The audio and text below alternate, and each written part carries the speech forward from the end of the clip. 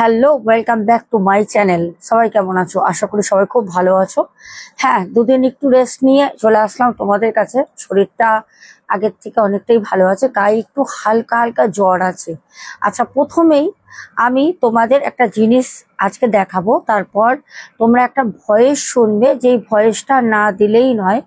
বহুবার করে আমার এক খুব কাছের ওরও একটা ইউটিউব চ্যানেল আছে, ও আমাকে নিয়মিত কমেন্ট করে। তো আমি আজকে ওর নামটা আমি বলবো না, তোমরা অনেকেই ওর ভয়েস শুনলে বুঝতে পারবে যারা ওরও ভিউয়ার্স আছো। তো তার একটা আমি ছোট্ট করে ভয়েস শোনাবো। তার আগে তোমাদের দেখাই একটা জিনিস, চলো। আচ্ছা, প্রথমে আমি তোমাদের একটা শাড়ি দেখাবো। আমি কোনো শাড়ির কিন্তু তোমাদের কাছে সেল করতে বসিনি, অনলাইন সেলও করছি না, ঠিক আছে। এই শাড়িটা আমাকে এক বোন দিয়েছে, তোমাদের দেখাই। এই শাড়িটা এত হেভি ওয়েট, কালারটা জাস্ট ওয়াও। তোমরা দেখো, শাড়িটা পুরো এরকম ভাবে কাজ করা, মানে পুরোটাই জ্যাপড়া, একটা জমজমাট ভরা কাজ। এত বিউটিফুল একটা শাড়ি আমাকে আমার এক বোন দিয়েছে। বারবার করে আমি বলছি, কারণ এক বোন বলছি, তোমরাও বুঝে যাবে। যেই বোনের কাছে আমি কিছুদিন আগে গিয়েছিলাম, তো সেই বোন মায়ের আশীর্বাদ নিয়েছিল। তো ওর কোনো স্থানীয় এমন কোনো মানে লোকেশন ও দিলে অসুবিধা আছে, যার কারণে আমি ওর বাড়িতে গেছিলাম। এর আগেও গেছিলাম, তোমরা জানো। তো সেই বোন আমাকে শাড়িটা দিয়েছে। তোমরা অবশ্যই বলবে শাড়িটা কেমন হয়েছে আর কালারটা আমাকে মানাবে কিনা। বোনের পছন্দ, বোন বলেছে আমার দিদি, আমার মা, সব তুমি। আর সে আমার কথা অক্ষরে অক্ষরে পালন করে, কারণ তার জীবনের একটা অধ্যায় আছে, কোনোদিন সে নিজের মুখে তোমাদের কাছে শেয়ার করবে, আমাকে কথা দিয়েছে। তো শাড়িটা কেমন হয়েছে আমি বললাম, ব্লাউজ পিসও আছে। আমি ব্লাউজ পিসটা এখানটা রেখেছি। এই হচ্ছে শাড়িটা।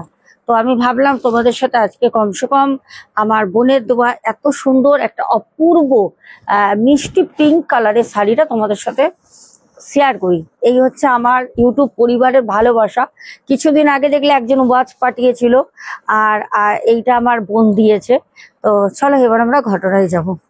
তো প্রিয় দর্শক বন্ধুরা, আজকে আমরা একটি ঘটনা পড়ব।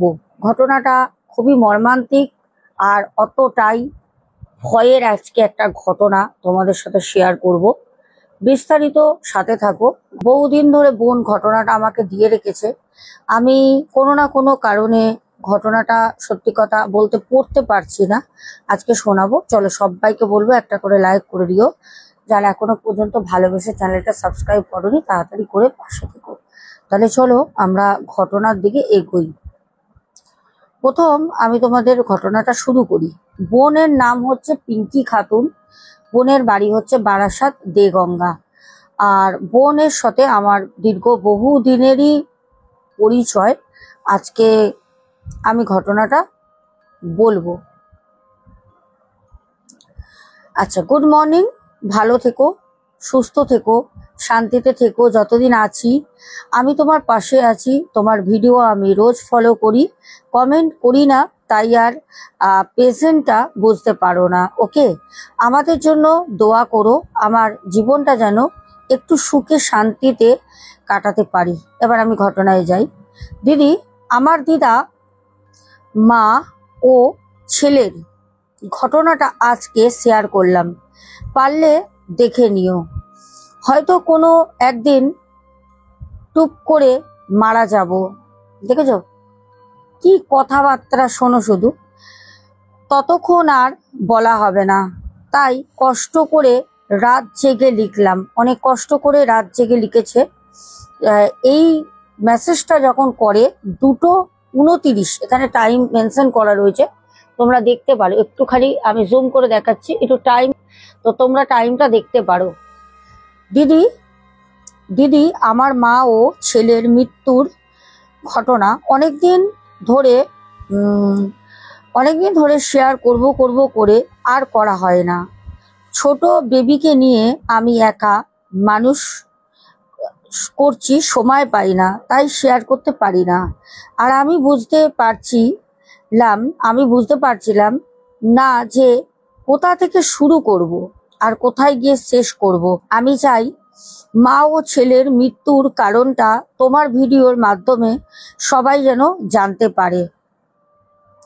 তাই আমি কষ্ট করে রাত জেগে তোমায় আমি আজকে ঘটনাটা বললাম। ভালো লাগলে শেয়ার করো তোমার ইউটিউব পরিবারের সাথে। আমার নাম পিঙ্কি খাতুন, আমার বাড়ি দেগঙ্গা, আর আমার মামা বাড়ি হাড়োয়া। আচ্ছা, ফার্স্টেই আমার মামা বাড়ি থেকে শুরু করছি, কারণ এখান থেকেই সবার মৃত্যুর কারণটা শুরু, যেটা আমি ফিল করলেও বাকিরা সেটা ফিল করে না। তো ফার্স্টেই বলি, আমার মামা বাড়িতে যখন আমি ছোট্টবেলাতে যেতাম, তখন আমার নানিমাকে দেখতাম রাতের বেলা যখন টয়লেট করতে উঠতো, তখন সেই পাগলের মতো করে চুল ছেড়ে দিয়ে, শরীর আঁচল গায়ে কোনো কিছুই গুছিয়ে থাকতো না, হাউ হাউ করে ঢেকুর তুলতে তুলতে টয়লেট করতে যাবে। এবার এরকম করতে করতে আসবে, মানে ওরম হাউ হাউ করতে করতে যেত, ঢেকুর তুলতে তুলতে আবার ওরম করে আসতো। আমি এটা প্রতিদিন ফলো করতাম, আর সেই সঙ্গে দেখতে পেতাম আমার মামা বাড়ির সামনে পুকুর পাড়ে উঠে একটা আম গাছ ছিল, আজও সেই আম গাছ আছে। আচ্ছা, তো ওই গাছের নিচে যখন কেউ টয়লেট করতে বসতো, তখন কেউ যেন মনে হতো গাছটাকে নাড়াচ্ছে, আবার পাখির থেকেও বড় কিছু একটা যেন ছটপট করত। কিন্তু এগুলো নিয়ে কেউ অত গুরুত্ব করতো না। আমি ছোট থাকলেও আমি ওইটাকে বারবার ফলো করতাম।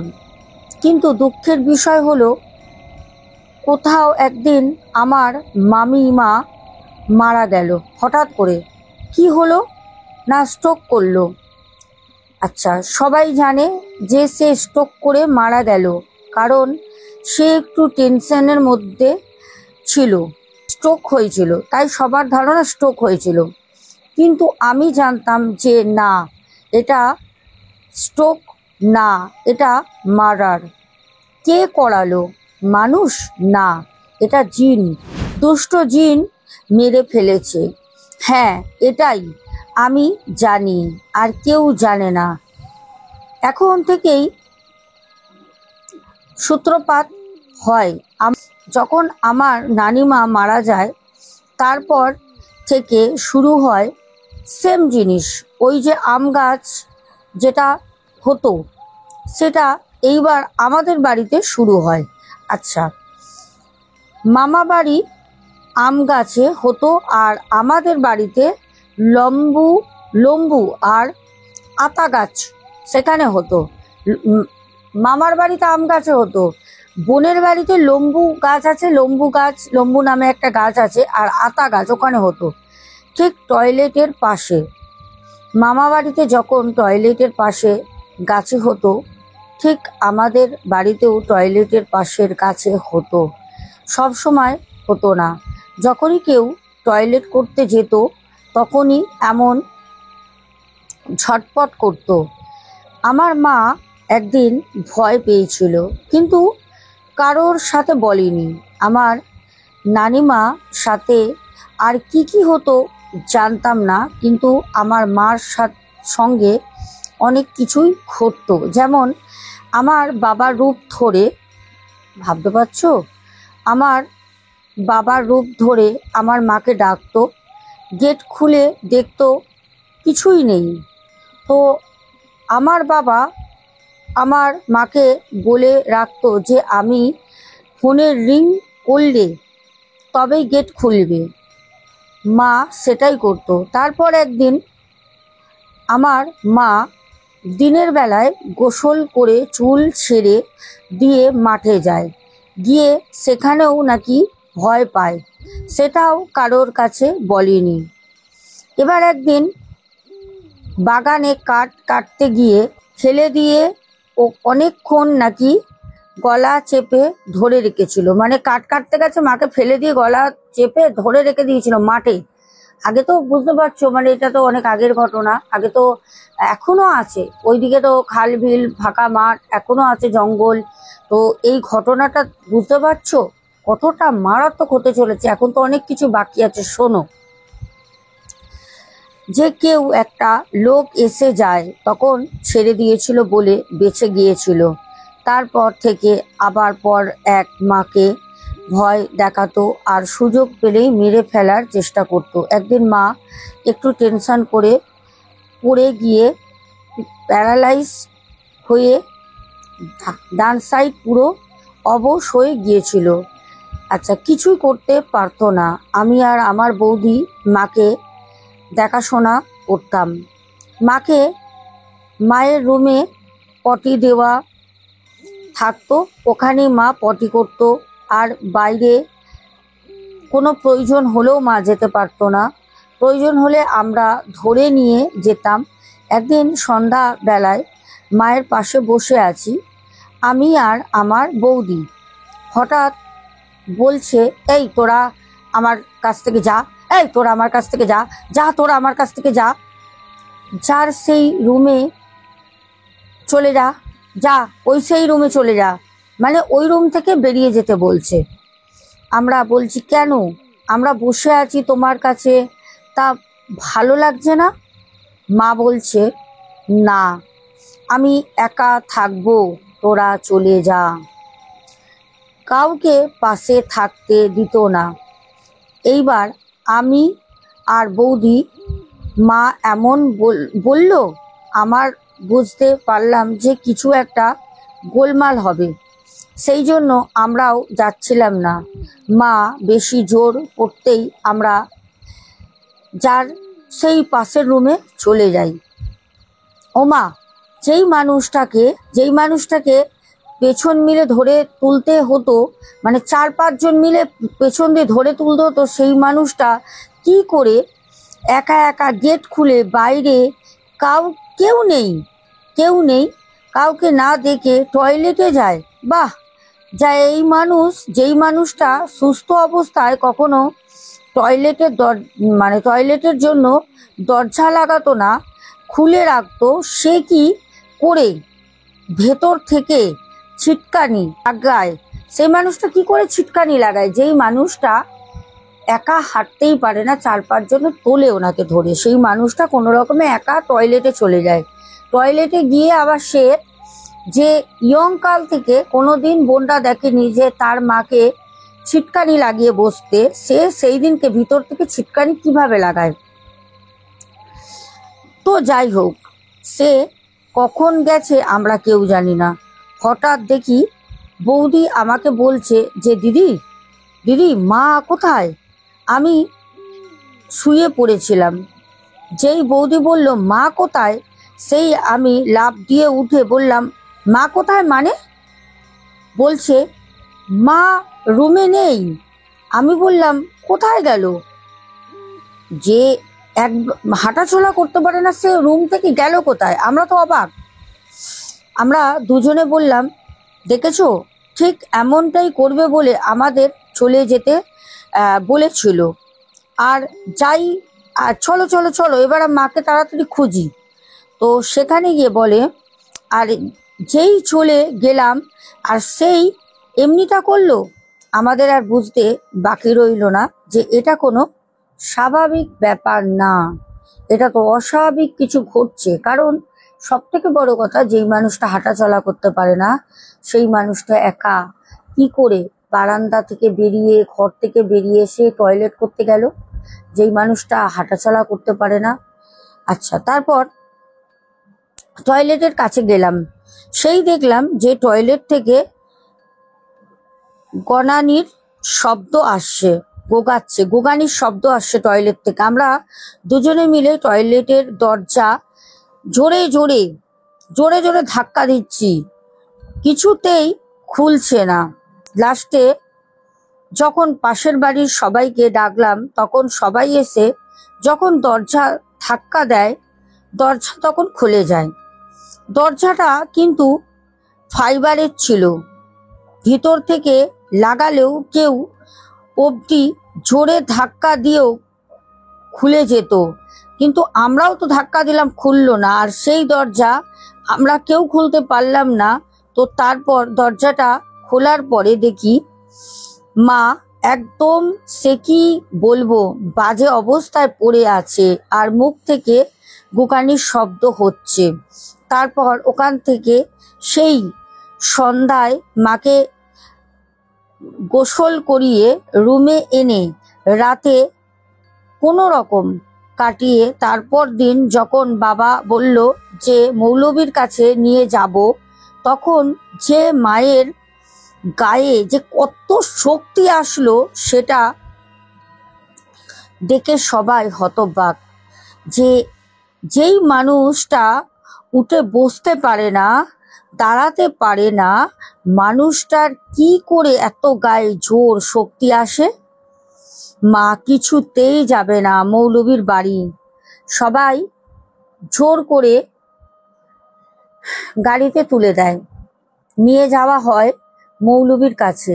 সেখানে তিনি দেখেই বুঝে যায় যে দুষ্টু জিন এসেছে কাছে। উনি মাকে গাড়িতে বসিয়েই ঝাড়ফুঁক করে দেন আর বলেন, আমার শেষ তাবিজ দিলাম, এর ওপর আর কোনো তাবিজ নেই। এতে যদি না হয় তাহলে আপনারা ফুরফুরা শরীফে নিয়ে যাবেন, তবে তাবিজ যেন এক মুহূর্তও না খুলে রাখে। তো তারপর থেকে 4-5 বছর খুব ভালো ছিল, কিন্তু সব সময় তাবিজ খুলে ফেলার চেষ্টা করতো। একদিন এবার হঠাৎ নাকি ওই চুল ছেড়ে মাঠে যায়। তখন তো মা সুস্থ, 4 থেকে 5 বছর ওই মাদুলি ধারণ করার পর মা এখন সুস্থ। মা মাঠে গেছে চুল টুল ছেড়ে গোসল করে গিয়ে এবার আগের মতোই ভয় পায়, কিন্তু এইবার আর রক্ষা হলো না। হঠাৎ মাঠ থেকে বাড়ি এসে শুরু হয় বমি আর পায়খানা। তারপর আবার সেই হুজুরের কাছে নিয়ে যাওয়া হয়। উনি তাবিজ দিল, ঝাড়ফুঁক করে দেন। বাড়িতে এনে এক সপ্তাহ ছিল, বাড়িতে আনার পর 1 সপ্তাহ ছিল। দিনের পর দিন সুস্থ হয় না, বরং আরো খারাপের দিকে চলে যাচ্ছে। এতেই মাকে হসপিটালে ভর্তি করতে হয়। আচ্ছা, এমার্জেন্সিতে মাকে হসপিটালে ভর্তি করতে হয়। হসপিটালের ডক্টর টেস্ট করে ভর্তি করে নেয়। আচ্ছা, হসপিটালে ভর্তি করতে হয়। হসপিটালের ডাক্তার টেস্ট করে দেখলো যে মায়ের কিডনি লিভার সব নষ্ট হয়ে গেছে। বারাসাতে ছিল, ওখান থেকে রেফার করে আরজিকর হাসপাতালে। সেখানে 2 সপ্তাহ রেখে টেস্ট করলো, সেম জিনিস ধরা পড়লো। ডক্টর আরো বলল যে ব্রেন স্ট্রোক হয়েছে। কিন্তু যেদিন এমআরআই করতে দিল সেদিন মায়ের সব তাবিজ খুলে রাখা হলো। আমি তখন বুঝতে পারলাম এই যে তাবিজ খুলে দিচ্ছে, যখন তখন মায়ের মৃত্যুর হয়ে যাবার একটা ভয় আছে। মাকে রেখে চলে আসলাম বাড়িতে। জানি একদিন পর ঈদ, তাই ভাবলাম যে মায়ের জন্য একটু সিমই লাচ্ছা নিয়ে যাব। আচ্ছা, আর কিন্তু যেতে হলো না। হঠাৎ যেই দিন যাব তার আগের দিন রাত 8টায় ফোন এসে মা আর নেই। ফোন আসে, মা আর নেই। ফোন যখন আসে তার আগে আমি একটু টেনশনে ছিলাম, তাই ছেলেকে বললাম যে আমি একটু রেস্ট করছি, তুমি ফোন আসলে রিসিভ করবে। ছেলে ফোন রিসিভ করলো।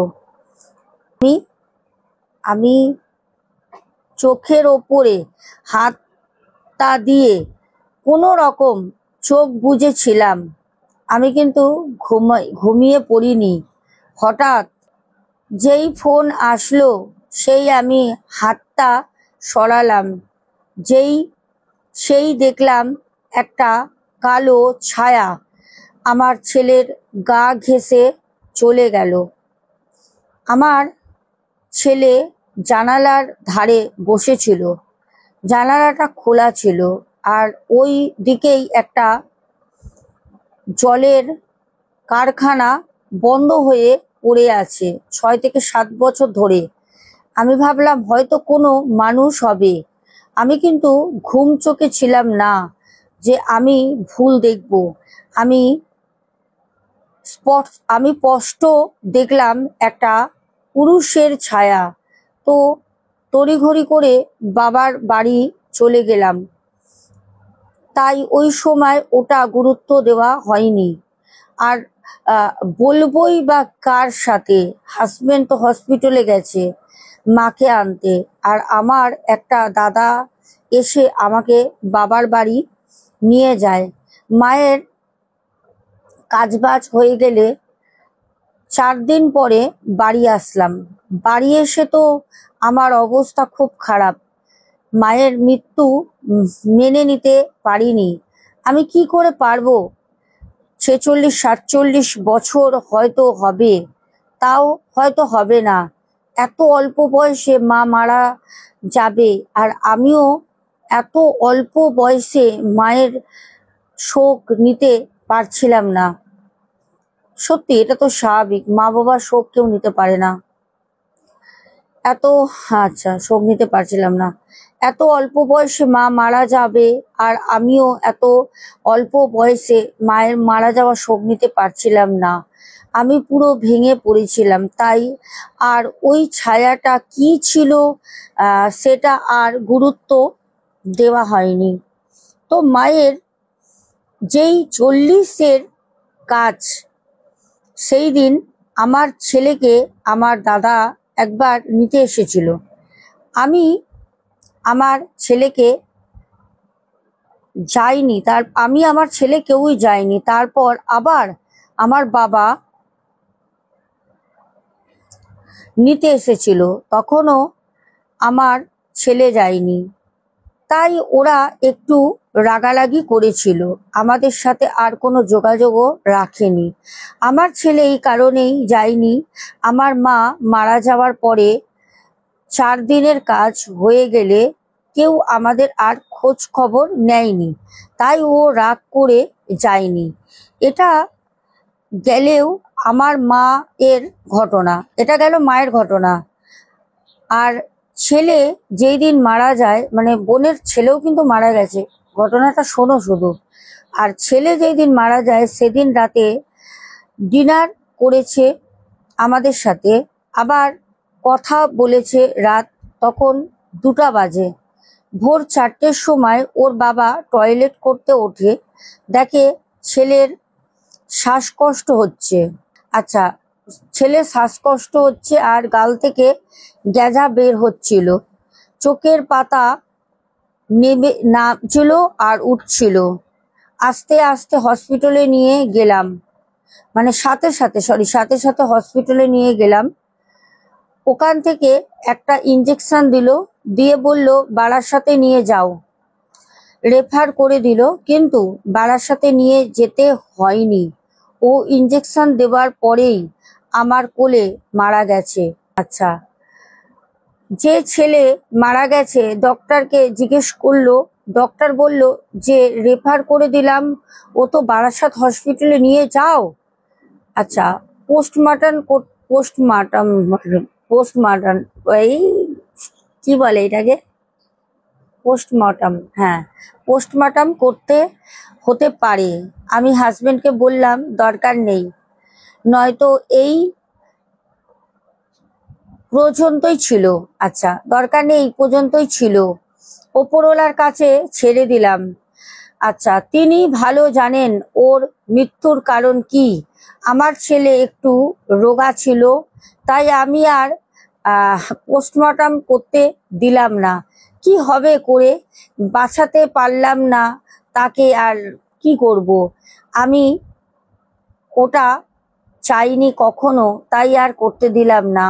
তো তারপর ছেলের 4 দিনের কাজ হয়ে যাবার পরে 21 দিনের মাথায় আমার কথা বন্ধ হয়ে গিয়েছিল, হাত পা সব ঠান্ডা হয়ে গিয়েছিল। যেই আমার হাজবেন্ড আমাকে গায়ে হাত দিয়ে ডাকলো আর সেই আমার হুঁশ ফিরে ছিল, আমি তার পরের দিন হুজুরের বাড়ি গেলাম। গিয়ে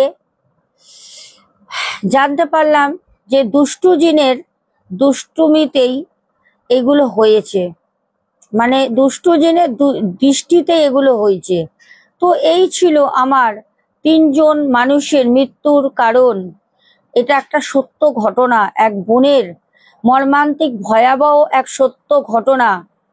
পর পর সাজিয়ে বলেছি, লেখার মধ্যে হয়তো একটু ভুল হতে পারে, কিন্তু পুরোটাই বাস্তব ঘটনা। তো দিদি, তুমি এই ঘটনাটা যদি তোমার চ্যানেলে দাও তাহলে আমি হয়তো এই 3জনের মৃত্যুর কারণটা সবাইকে জানাতে পারবো।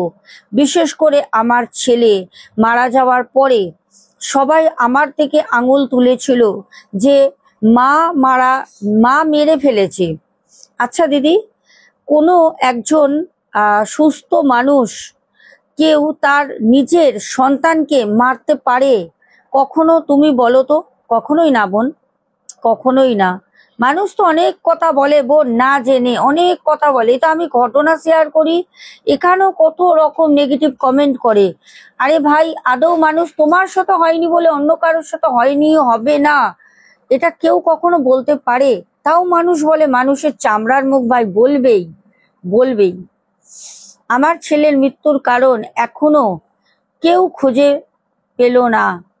আরেক হুজুর আরেক রকম কথা বলেছে, আবার মানুষও একজন এক রকম কথা বলছে।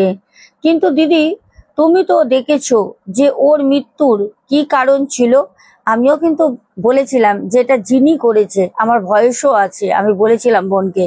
তখন আমি এত ঘটনা বোনে জানতামও না, তাই তো বোন বললো তুমি তো জানো। তুমি আরো যদি আমার দিদা ও মায়ের মৃত্যুর কারণটা বলে দিতে পারো তাহলে তোমার মাধ্যমে সবাই জানতে পারবে।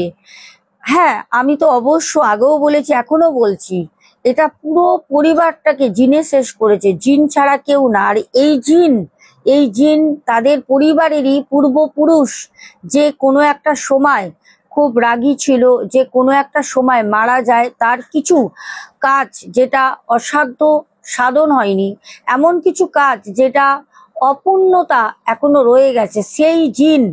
এটা কিন্তু বাইরের কোনো কেউ জিন না, কেউ চালান করেও পাঠায়নি, এটা পারিবারিক জিন। এটা হচ্ছে পূর্বপুরুষ মারা যাওয়ার পর আমরা যাকে আত্মা বলে মানি, মুসলিম ধর্মে, ইসলাম ধর্মে তারা কিন্তু আত্মাকে জিন বলে মানে।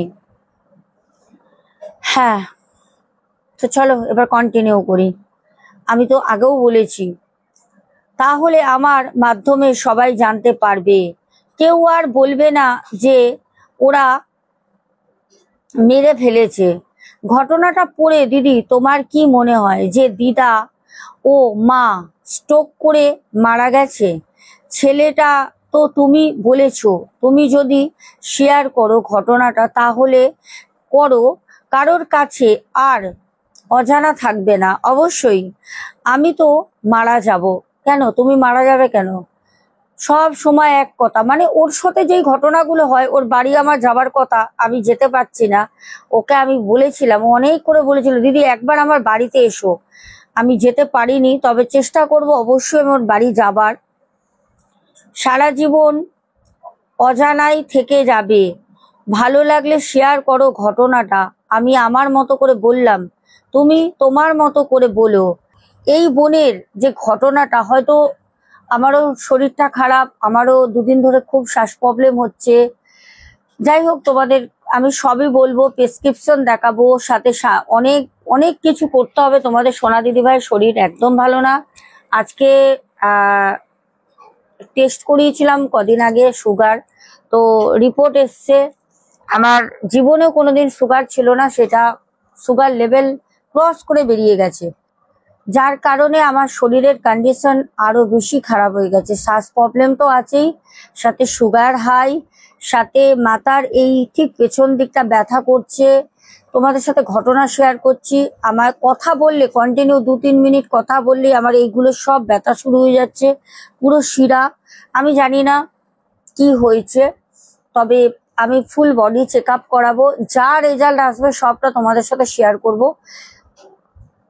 তোমরা চিন্তা করো না, আমার বড় মা তো আছেন, মাকে বলছি, তোমাদেরকেও বলবো তোমরাও ঠাকুরের কাছে প্রার্থনা করো, কারণ আমি চাই তোমাদের সেবা করতে, তোমাদের সুস্থ রাখতে। আমাকে অনেকেই অলরেডি খুব কাছের মানুষ যারা জেনে গেছে হোয়াটসঅ্যাপে, তারা বলে দিয়েছে যে তোমাকে থাকতেই হবে, কারণ তুমি না থাকলে এত মানুষের ভালো করবে কে। তো আজকে আমি কমেন্ট করব না, এখানেই রাখবো। ঘটনাটা একদম বাস্তব ঘটনা। পিঙ্কি খাতুন, বারাসাত দেগঙ্গা থেকে পাঠানো ওর জীবনের একটি ঘটনা। তোমাদের কেমন লাগলো অবশ্যই কমেন্টে জানিও। এখনের মতো আসছি, লাভ ইউ টু। দেখা হবে আগামীকাল তোমাদের সাথে। আর হ্যাঁ, শোনা কথায় ঘটনা এসছে, যদি তোমরা এখনো না দেখে থাকো দেখে নিও। Good night, tata.